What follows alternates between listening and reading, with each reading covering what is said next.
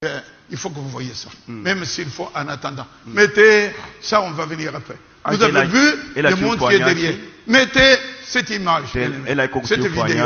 Regardez le pape ce qu'il déclare. Cet homme-là dit que Dieu s'est trompé. Cet homme-là dit que homosexualité. Allez-y, allez-y.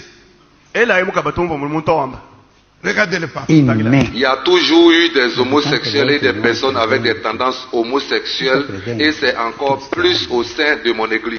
Les Africains doivent comprendre que les temps changent et les mentalités aussi. Nous ne pouvons pas continuer à vivre avec ces préceptes du Moyen-Âge.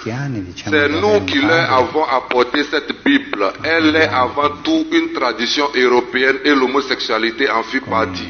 Je ne comprends pas tous ces vagues de protestation des chrétiens sur le continent africain. Les homosexuels sont aussi des enfants de Dieu.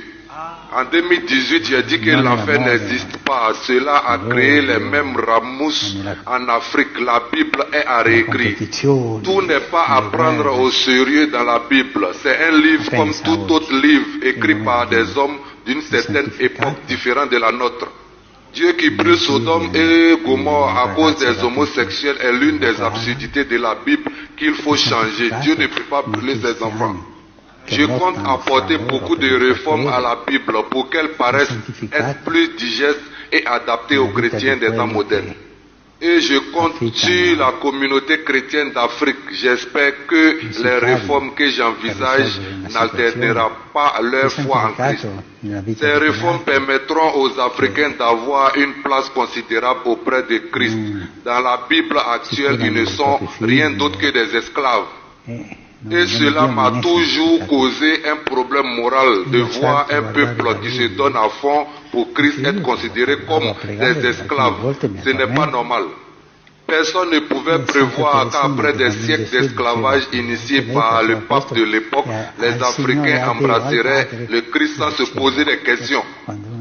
Les Africains ont pardonné à l'Église sans que l'Église ne leur demande des excuses. C'est ce que le Christ demande, toujours pardonner. C'est un peuple assez étrange. J'espère qu'ils finiront par accepter les homosexuels comme étant les enfants de Dieu.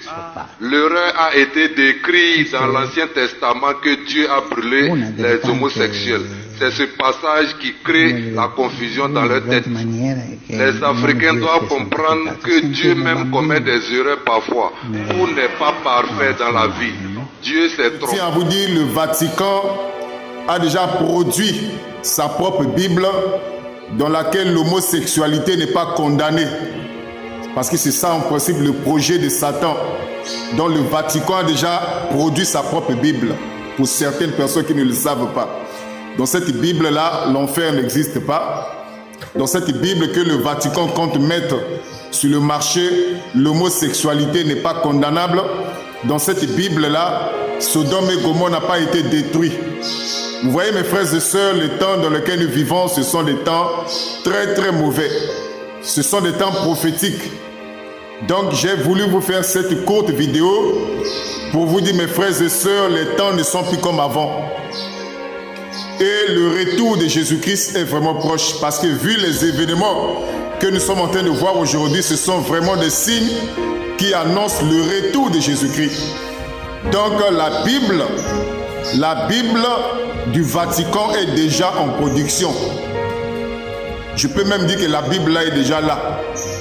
Mais le Vatican hésite à mettre cette Bible sur le marché.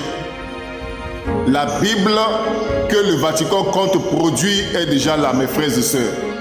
Et dans cette Bible-là, l'homosexualité n'est pas condamnée.